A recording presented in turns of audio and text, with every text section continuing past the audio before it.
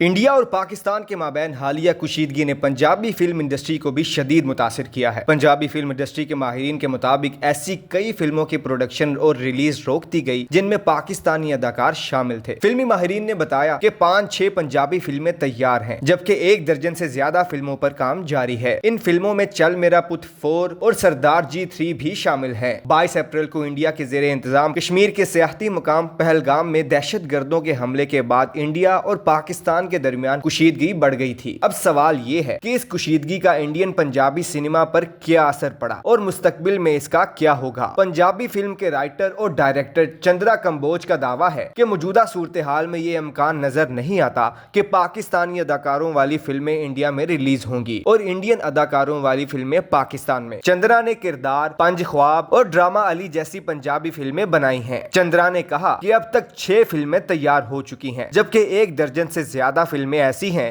جن میں پاکستانی اداکاروں کو کاسٹ کیا گیا اور ان میں سے کچھ فلمیں یا تو شوٹنگ کے مرحلے میں ہیں یا ان کی ایڈیٹنگ کا کام جاری ہے۔ وہ کہتے ہیں کہ ان میں چل میرا پت 4 اور سردار جی 3 سب سے زیادہ زیر بحث ہیں۔ چل میرا پت 4 میں زیادہ تر پاکستانی اداکار ہیں، جبکہ سردار جی 3 میں پاکستانی اداکارہ ہانیہ عامر ہیں، لیکن پاکستانی اداکاروں کی موجودگی کی وجہ سے یہ دونوں فلمیں سینسرشپ کے مسائل کا شکار ہو سکتی تھیں۔ چندرا کا کہنا ہے کہ فلم سردار جی 3 میں ہانیہ عامر کی موجودگی کے بارے میں ابھی تک شکوک و شبہات ہیں۔ انڈین پنجابی فلموں میں پاکستانی اداکاروں کو کاسٹ کرنے کی وجہ یہ تھی کہ پنجاب کے مشرقی اور مغربی دونوں اطراف میں ایک جیسے ہی ناظرین موجود ہیں۔ مشرقی پنجاب انڈیا میں پنجابی بولنے والوں کی تعداد تقریباً 3 کروڑ ہے، جبکہ پاکستان میں 8 کروڑ سے زیادہ پنجابی آبادی ہے، اس لیے وہاں پنجابی فلموں کے لیے ناظرین کا بڑا طبقہ موجود ہے۔ چندر کہتے ہیں کہ پاکستانی ڈرامے انڈین پنجاب میں بھی دیکھے جاتے ہیں، اس لیے فلم سازوں نے ایک تجربہ کیا کہ دیکھیں پنجابی فلموں میں پاکستانی اداکاروں کو دیکھ کر لوگوں کا کیا رد عمل ہوتا ہے، اور یہ تجربہ کامیاب رہا۔ وہ کہتے ہیں کہ یہ فلمیں دونوں اطراف میں اچھی کامیابی حاصل کرنے لگیں۔ پاکستان میں بھی فلمیں ریلیز ہونے لگیں۔ ناظرین کو فلموں کے ذریعے پنجابی زبان کے 2 انداز سننے کو ملے جو لوگوں کو پسند آئے۔ اس وجہ سے پنجابی فلموں میں پاکستانی اداکاروں کو شامل کرنے کا سلسلہ بڑھتا گیا۔ ماہرین کا خیال ہے کہ پنجابی فلموں میں پاکستانی اداکاروں کی غیر موجودگی